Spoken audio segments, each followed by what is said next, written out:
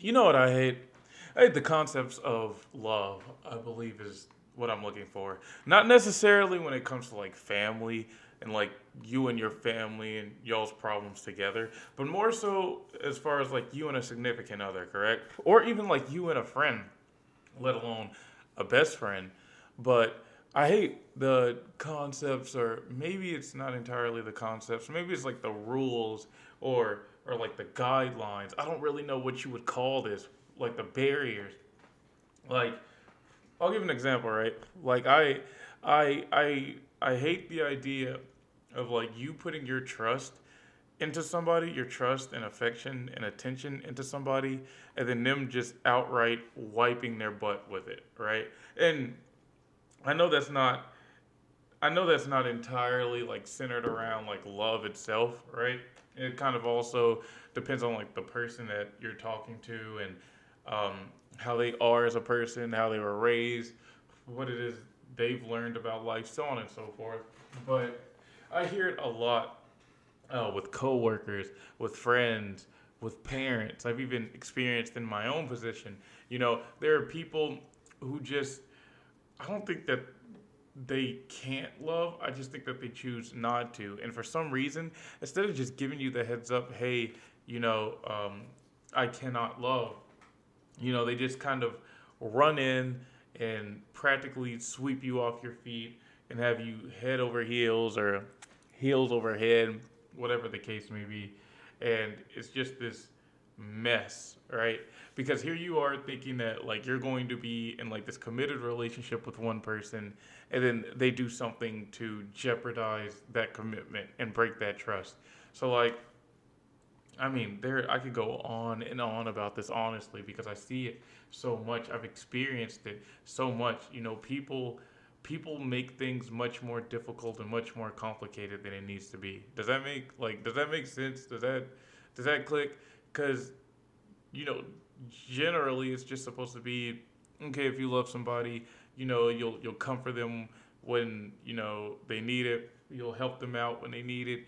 You'll be there for them when they need it. And that's just more so the like sad or depressing side. As far as like the happy side goes, in most cases it'll be you spend a lot of time with them or you're catching up with them a lot. They're one of the people that you talk to the most, like out of everybody, damn near including your family. And yet for some crackpot reason you two end up having something happen between you that could jeopardize ruining like that entire relationship.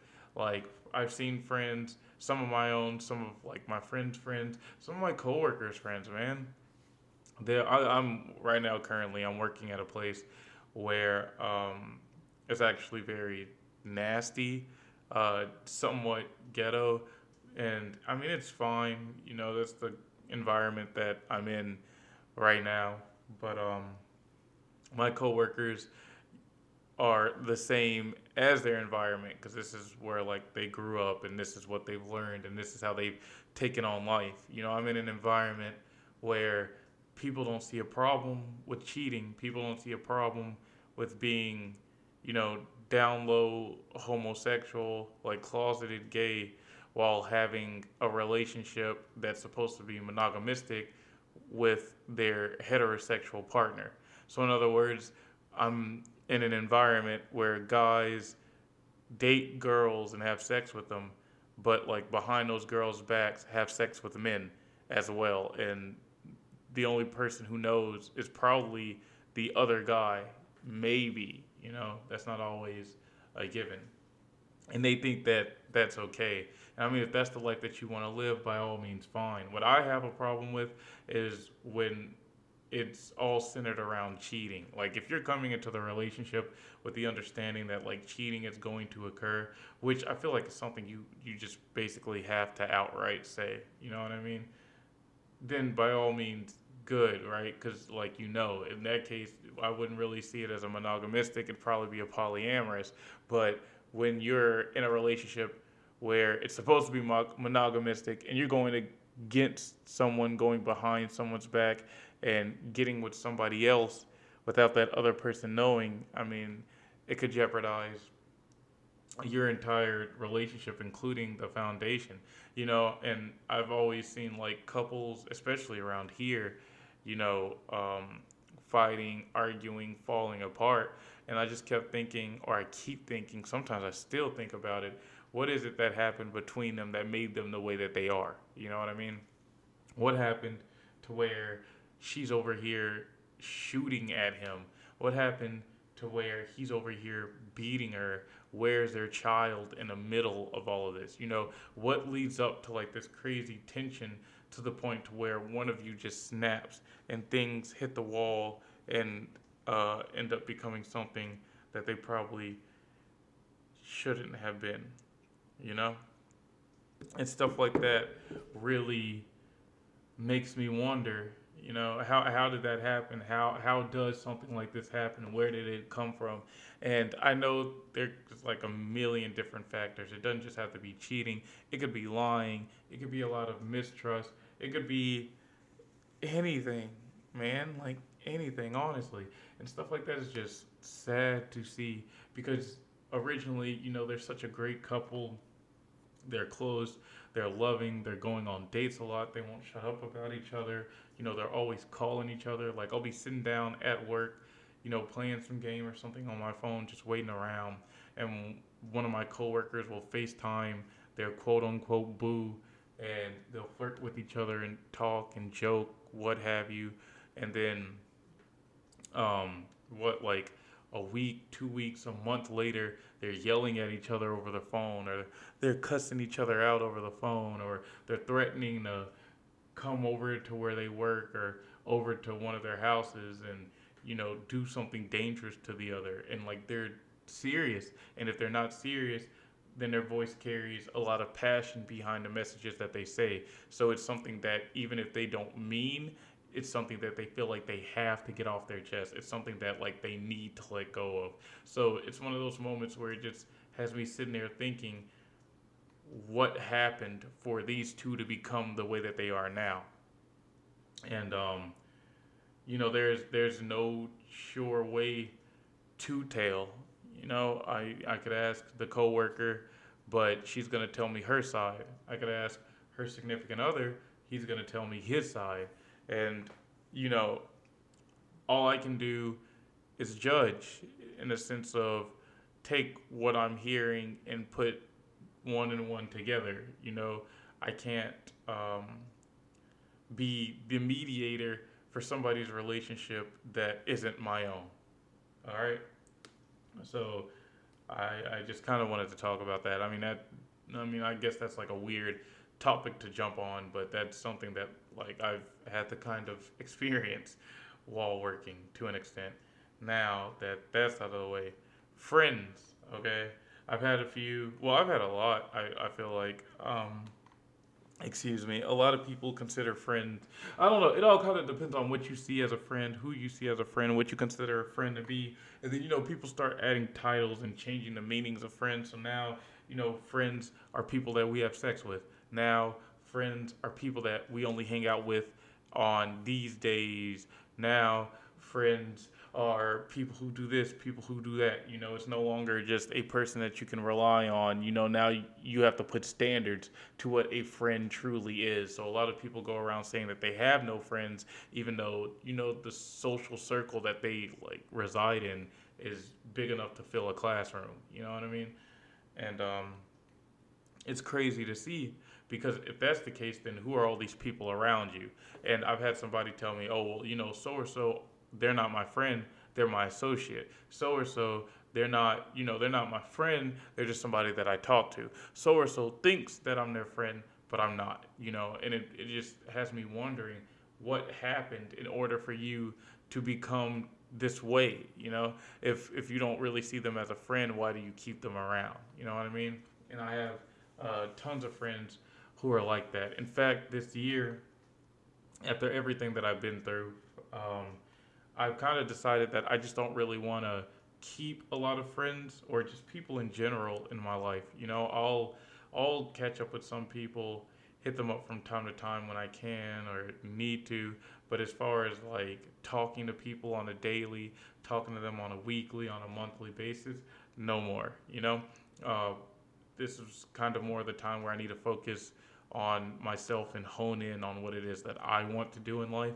And it's not just career wise, but just in general, about what was it, body positivity, understanding relationships, working on the talent and skills that I have personally, not just like as far as work goes, but as like hobbies and changing my mentality and creating, in a sense, a newer or better me. And I know a lot of people say things like that and don't ever actually change, and especially comes around near like New Year's resolution. But I feel like with enough time, patience, and work, I can ultimately become a better me. I believe I have become a better me. From who I used to be to who I am today is definitely taken a dramatic turn. If you would have known me 2, 3 years ago and known me now, you'd notice it. And I feel like a lot of people might say that they have, and I feel like maybe a quarter of them might say that they haven't noticed it or that I haven't changed. And that, like, my response to that is, well, 9 times out of 10, it turns out you actually just didn't know me. You didn't know the stuff that I do when I was practically alone, or the people that I talked to when I wasn't talking to the people that I used to talk to. You know what I mean? Only like the closest of closest friends know what I genuinely get into. And even then, not even they know or knew. It was a really, really small um, circle, a really, really tight knit circle. Now, that doesn't mean that I cut everybody else out. It just meant that everybody else who came around wasn't really here to stay long. And there's nothing wrong with not being here to stay long. You can always, have a set amount of friends that you want in your life. And I mean, you choose, right? At the end of the day, you choose. The one thing they say you can't choose is family. You can't choose blood. I feel like some people still will and still can. But as far as friends go, you choose. It's your decision. It's your choice. You decide who you want to keep around you and why. You know what I mean? And I just feel like this year's been crazy because starting at the beginning of the pandemic, everybody was supposed to. Well, I thought everybody would be a lot less dry. I thought everybody would be a lot more loving, opening, entertaining, and willing to speak to each other and have something real with one another, mainly because we were all locked inside for so long. And when we weren't locked inside, we had a curfew. And when we didn't have a curfew, we weren't really allowed out in fear of the sickness. And I know that's not everybody. Like, for example, I don't believe I ever had a lockdown. I think we just had a curfew and then it was lifted, right? But I know other people have genuinely been on a lockdown. So you would think that in this time of not being able to be as social as we absolutely were in person, everybody else would change digitally and through screens, but no one really has. I mean, I have met many more people. I will say that. I have met a lot of new faces, a lot of new names, and some of them even managed to stick around in my life for a little while. But as far as everything else, no, nothing's really changed. Everybody's still the exact same way they were. And I want to blame, social media for not necessarily corrupting them, but twisting them to fit this narrative, this new norm of how somebody should be. But at the same time, I can't blame social media for people succumbing to its grip. You know, um, if you follow everybody else, I mean, it's just how you are, and I can't blame insert popular app here because you want to conform with everybody else. And there's nothing wrong with conforming. I just want to know, who is it that you can trust? Who is it that you can put your faith into? Who is it that you can rely on? Who is it that you can love? Who is it that you can lay your back on the line and you know that they're not going to blow your back out? Because a lot of people here will blow your back out. There's a lot of people that you just cannot trust. And as of late, it's getting harder to even believe that I can trust blood. So I'm wondering, how deep does this go? You know? On an unrelated note, I've heard people talk about, a lot more people talk about how they don't want to hate and how they don't hate, they just dislike people. But depending on your actions, excuse me, it can definitely show hatred, not just disliking somebody. Like I was talking to one of my friends before the big cutoff, and they were talking about how they hated. No, they were talking about how they disliked one of their other friends, and I was like, "You mean you hate them?" And they were like, "No, I don't hate anybody. My mom taught me and told me not to hate anybody." But the thing is, their mom hates people. She just doesn't admit it. And I know that my friend knows that their mom hates people, and my friend doesn't want to admit it either. Not only that, but my friend also hates people, and they were hating on one of their other friends, you know, basically just nitpicking every little thing about their personality. And I was like, man, if you hate this person so much, why do you still keep them around? And it gave me like this kind of psychological thought. I believe they shared it in American Dad at one point, but if two people have that kind of chemistry with each other where they just hate each other that much, or one of them hates the other one that much, why don't they just settle it? Is it like a secret love thing where like they have to have sex with each other? Is it one of those things where like they actually do just hate each other and they're mad at each other? Is it one of those things where like they both, I don't know. I don't know. It's just super weird. But yeah, I wanted to talk about it. Um, that's it. You know, thanks for listening. If you did listen, if you didn't, it's okay. You're not missing much. Peace.